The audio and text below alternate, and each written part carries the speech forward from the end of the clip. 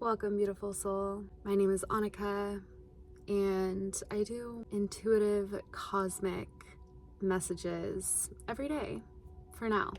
So welcome back, or welcome here for the first time if you just clicked on this video. And if you did, there's most likely a message here for you. So we are going to see what that is. And just arrive here, take a deep breath in.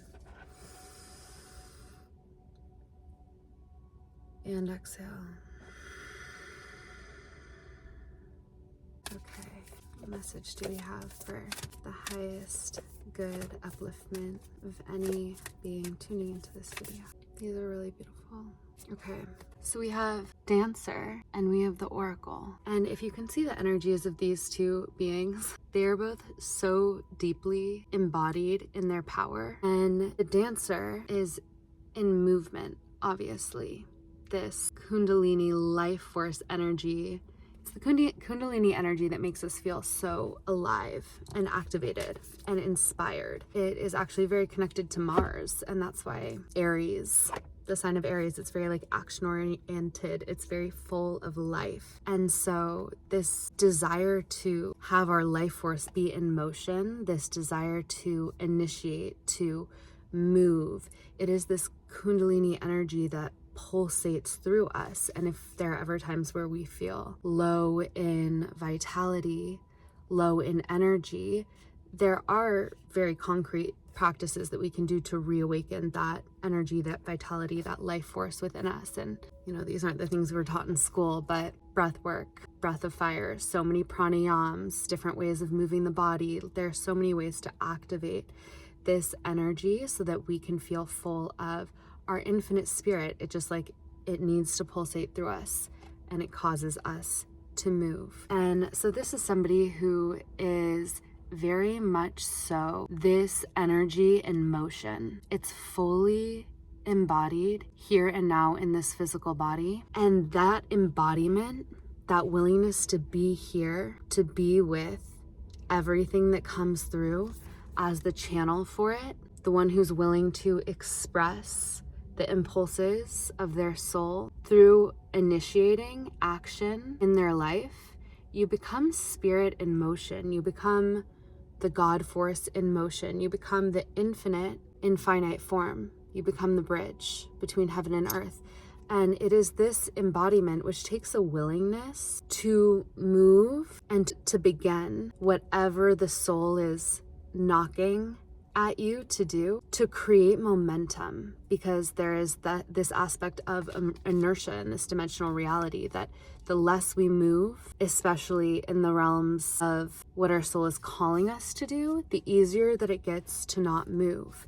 And so this is someone who is answering the call in every moment, fully embodying their spirit. And that gifts the gift of rapture. It's ecstatic to be spirit in motion in human form. Like, that is what brings ecstasy, no matter the outcome or result of the situation. It's almost like when you are acting in the truth of your spirit and you're giving a vessel for it, the job is done then and there. That's the fulfillment in and of itself. And then it's like, it doesn't even matter what comes of it in terms of the measurement of the ego, what it thought it might want. The satisfaction, the completion is found in just the movement of the energy. And so it's as simple as that. When we start to feel stuck or weighed down, it's like, what is one thing that we can move on? How much more can I listen to the subtle pulses of my spirit and where it's guiding me? And it can start bit by bit, and then it gets stronger, and then you become it itself. There's no separation between this divine impulse and you. It's merging the finite with the infinite. And so it is this that opens up the oracular power. It is this that opens up the channel of communication between the divine and you, which are the same. But we come here to remember who we are by reconnecting ourselves to the infinite vastness that we are. And that's kind of the whole name of the game. It is to play this dance with something that is greater than us, outside of us, but is really us.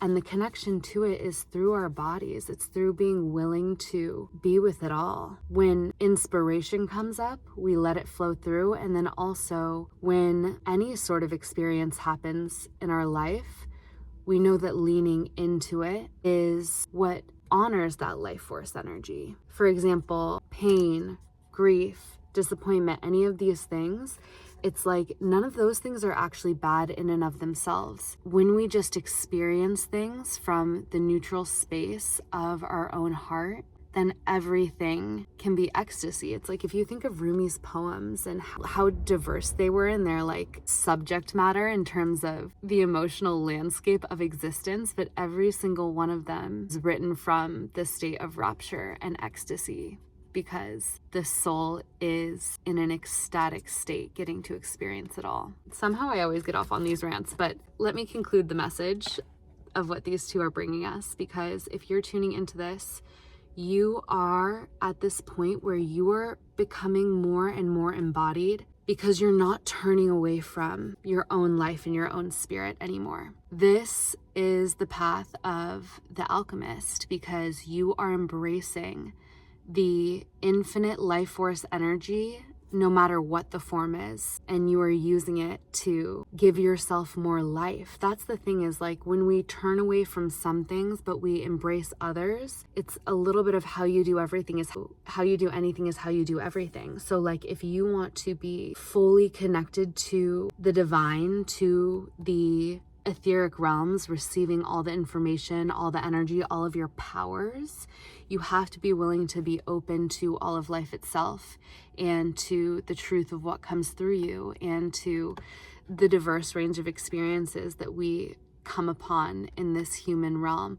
The more that we open and we embody and we dance through it, no matter what, the more we become activated in every single area of our life, and the more that our own powers activate, because we're not shutting down, we're not shutting off. And this is a process, you know, we learn to open more and more, and it almost is a process that's beyond us, because you only do what you can, obviously, you know what I mean? Like there's a certain point where you're strong enough to open more, and then you might find yourself closing out of habit, and then you open more again.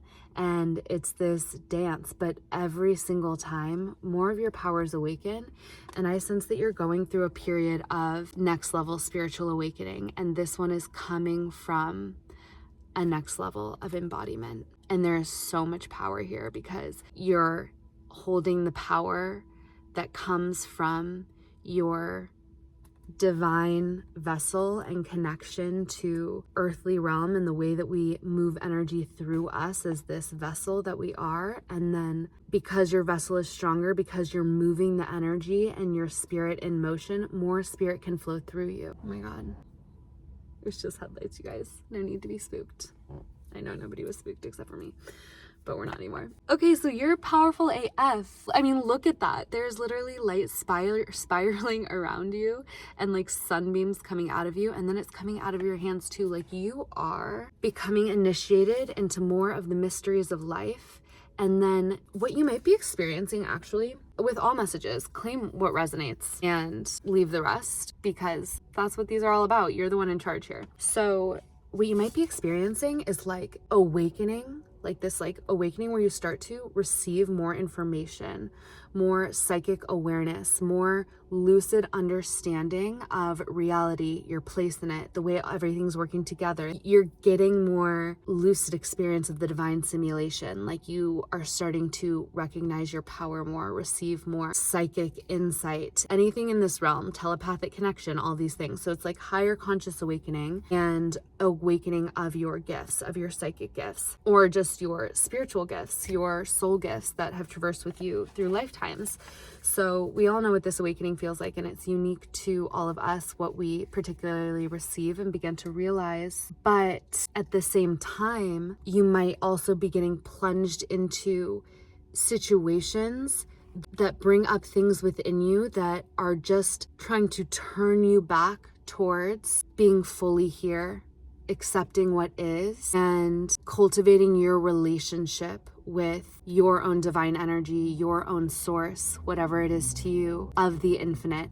Everything just turning you back to, it's almost like when things continue to happen and eventually just like, okay, I just have to surrender and I have to accept all of this. And then I have to remember that no matter what, I have myself, I have my soul, I have my spirit, I have source. And so it's like oftentimes those are pivotal alchemical points in our life that are just attempting to point us back to our own power. And I sense right now there's this fluctuation because it's this awakening portal that we're moving through. And if you're still here watching this message and it's resonating with you and it's making sense, then what I'm trying to get at is that this dual experience of feeling like your consciousness, your awareness is waking up to a new level, paired with maybe intense physical, emotional, energetic, like physical, emotional, or like 3D triggering experiences, like these go together for a reason, because one feeds the other. Like you have this awakening and then you get a chance to embody that trust and that divine knowing and that willingness to like be here and hold your own energetic frequency against all odds, regardless of any situations. Like it's like we get the opening and then we're in the embodiment and we get turned back to ourselves and we just get continually reminded that this is what we have and that it's all beautiful. And it's this feedback loop that keeps hitting off of itself so that you can continue this upward spiral. And it's happening in a quantum speed right now. Well, we all know that August is very powerful because there's so many cosmic energies going on. I've talked about them a lot in my previous videos. But as we enter Virgo season, it's actually supposed to be known as this time where like so much comes up for us that we can see refinement. And it's like this dance between refinement and the knowing that all is perfect and you are perfect. And yet we're going to continue to evolve and continue to refine. And so that is similar to this. It's like we evolve, we open, we receive more. And then in this very human experience, but it's within the human experience when we're down in the trenches where when our divine light is able to shine through and our divine awareness is able to meet us in those places, usually after we release the grip, it's that much more powerful because it's shining in that space. Like obviously it's always up here in these heavenly realms, and obviously when we're in those peak moments of awakening, but we're channels to bring it through all the spaces and all the places until everything is once again anointed as divine. And it always was. And the only reason that it feels like there's this separation is because of the thinking mind. The only reason that there is darkness, seemingly negative things, you know, all of the crazy things that go down on this planet that I just like won't even name, it all stems from a mental process. Like this was one of the most impactful things I remember hearing Shaman Durek talk about when he died and came back to life, and he like his soul went up to the heavenly realms and he was guided around by this angelic spirit guide, and it was like heaven on earth, but heaven. You could go anywhere, you could see all the people you love, and it was so divine, it was so beautiful. And he asked this guide, he was like, what is the purpose like of all the pain and all the suffering on earth? Like what is the cause? Why does it happen if there is a God that loves us, or if our infinite spirit is benevolent, all of these things? And she said the cause was incorrect thinking. And so our mind is really that bridge to bring heaven to earth, because the divine energy is always present, but where is it getting distorted by our mind? And because it is the infinite power of creation, we can use it to create anything that we want. And that is why awareness is so key, because all of us who are aware and begin to harness the power of our mind start to create something new here. We start to create heaven on earth, and that is where we're all headed. And the more of us are doing this, the more that the trajectory begins to shift in a quantum way.